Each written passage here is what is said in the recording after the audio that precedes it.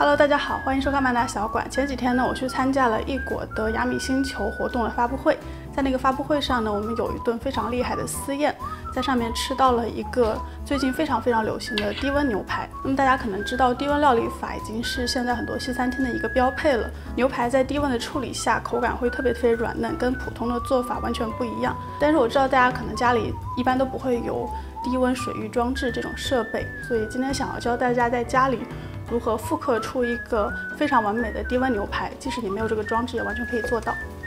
烤箱预热到220度，因为一会儿要把做高汤的材料去烤一下。然后我现在有2种牛骨，一种是这个大的，里头有一些肉，还有一种是没有肉，纯骨头，但是中间有骨髓。然后这2种骨头是各有优势的。有肉的骨头呢，它会有肉的香味儿；然后有骨髓的这个骨头，它会有这个骨髓的香味儿。如果你有条件的话，最好是2种骨头都用。如果不行的话，就是优先选这一种，因为我们是希望骨头和肉的香味同时都有。现在把它先焯一下水，放到一锅大水中，开火。今天我们会做一个非常经典，然后用途很广泛的牛肉高汤。这个牛肉高汤你一次肯定会多煮一些的，因为它煮起来要蛮长时间的。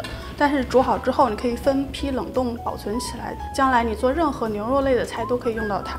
在等那个牛骨煮的时候，准备一下蔬菜，像胡萝卜，你先纵向切一刀，之后再切成大块，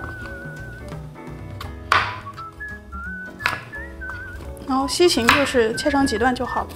洋葱这样去皮之后，直接的切成2半，然后蒜头不需要剥皮，也不需要掰开，直接这样中间横着切一刀，这样就好了。现在水煮开了就好了，把这个牛骨捞出来。如果表面有很多的这个沫的话，可以稍微的冲洗一下。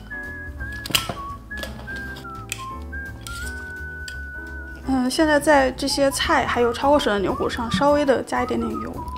我们一会儿要把它拿到烤箱里头去烤到表面有一点焦化，这样你炖出来的高汤会更香一些。你用锅煎也是可以的，但我们今天呢，因为这个量比较大嘛，用烤箱会比较快。就在这些菜和牛骨表面很均匀的抹一层油，然后烤箱刚才预热好的220度进去烤，大概要20-30分钟，烤到它上色就好了。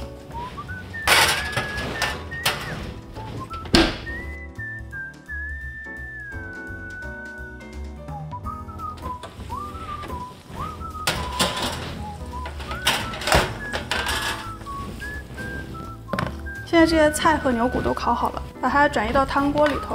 大家可以看到，这个菜和牛骨表面都已经出现一些焦色了，这个就是后面高汤那个风味的来源。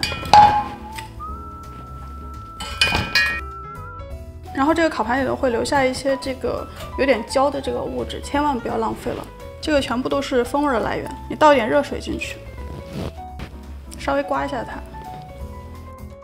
然后就把这个类似于刷锅水的一盘水全部倒到汤锅里，接着再倒大量的水，同时开火，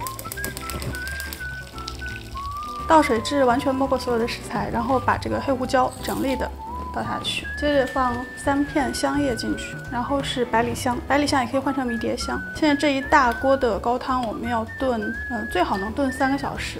我知道时间是非常长的，但是这锅汤炖好之后，后面你可以有非常多的用途，所以一次花点时间多炖一些。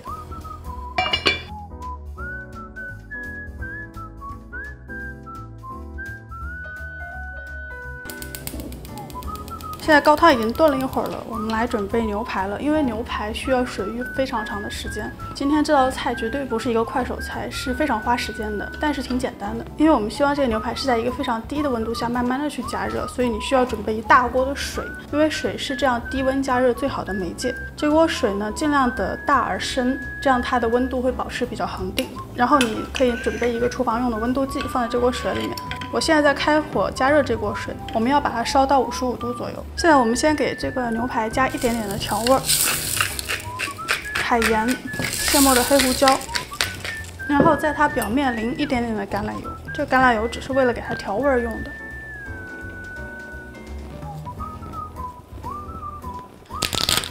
这样表面抹均匀之后，把这个牛排放到一个可以密封的保鲜袋里头，然后迷迭香放进去。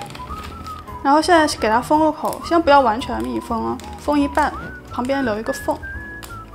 接着放到水中，放到水中之后呢，把它慢慢的浸没到这个水下，因为水会有压力，所以它会把这个袋子里头空气给挤出来，让它形成一个类似于真空的状态。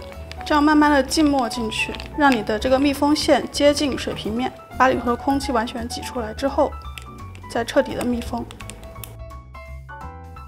这样你这个袋子里头就会形成这样一个类似于真空的状态。现在再把整块的牛排完全的浸在下面，把这个袋口留在外面。现在把盖子盖上，然后放到预热好的烤箱里面去55度烤。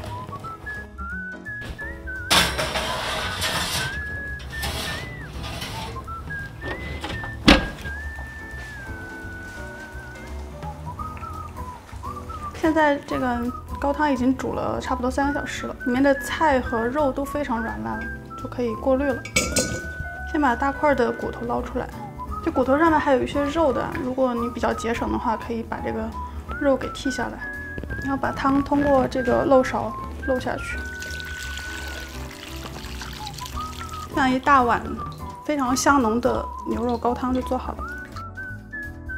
之前的高汤已经好了，我把它放在这个凉杯里头待用。然后我们的牛排已经在烤箱里头烤了1个小时以上了，再稍微等一会儿，我们就可以来煎了。那么我之前也说过的，今天这道菜绝对不是一道快手菜，是一个很费时间的菜。除去了高汤的几个小时，牛排光在烤箱里头就需要差不多1个半小时的时间。那么很多人可能会不理解我们为什么要花这么长的时间来做一块牛排，因为如果用传统做法来做牛排的话，它的最外层是很焦脆的，也就是最熟的部分，但是越往中心，这个肉质其实是越生的，也就是它一整块牛排是处于一个不均匀的质地。那么如果用这个恒温水浴的方法来做呢，你可以完全的控制好这个牛排的熟度，它从最外层到最中心完全都是一致的温度，这样的话它这个牛排一整块都是一个非常完美的熟度。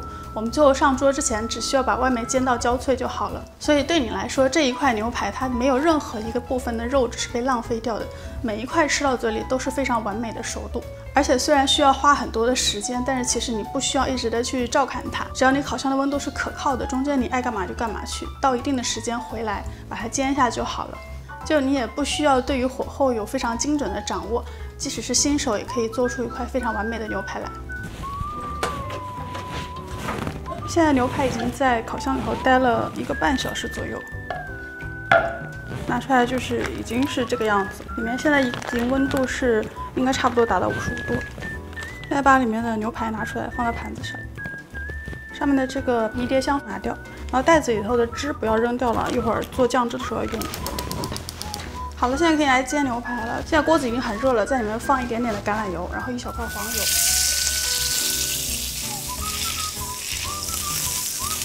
黄油下锅之后很快就会糊的，动作一定要快哦。然后牛排下锅，牛排每面煎大概20-30秒就好了。翻面，只要它表面出现这种焦色就好了。然后像西冷牛排，它一侧会有一条脂肪，可以把这个脂肪也煎一下，让它更香。时间一定要短，表面上色就可以了。出锅，然后锅里多余的油稍微擦一下。把蒜头还有迷迭香下锅，然后红酒，然后刚才这个袋子头剩下的一点肉汁丢进去，不要浪费了。还有我们刚才熬了几个小时才得到的高汤，都放进去。火可以大一点了，这个时候让它们煮一下，收一下汁。把这个汤汁稍微煮一下，收到它略有一点厚度的时候，就可以关火了。加一点盐，还有现磨的黑胡椒进去。这还有最后一个技巧，就是放1小块冷的黄油，一定要是非常冰凉的，在这个热的酱汁中让它融化。这个时候火已经关了。这个步骤呢，可以让你的酱汁更加浓厚，更加顺滑。因为那个牛排实在太漂亮，我有点不忍心破坏它的外形，所以我把酱汁跟牛排分开放了。今天做的这个牛排，按照前面我给出的温度，差不多是3分多一点，5分不到的这样的一个熟度。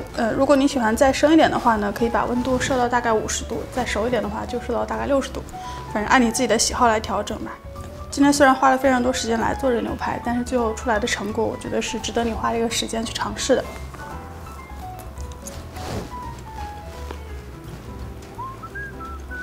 其实好的牛排你可以不用做酱汁，只要盐跟黑胡椒就够了。但是我们今天呢还很花心思的熬了一锅牛骨高汤，做了一个红酒的酱汁，跟牛排搭配在一起，味道会更加的浓厚。好了，今天的节目就到这儿了。如果你喜欢我的节目或者喜欢吃牛排的话，不要忘记点赞、订阅、关注、评论、转发、投币、投香蕉。谢谢收看，咱们下期再见，拜拜。放到一锅大水中。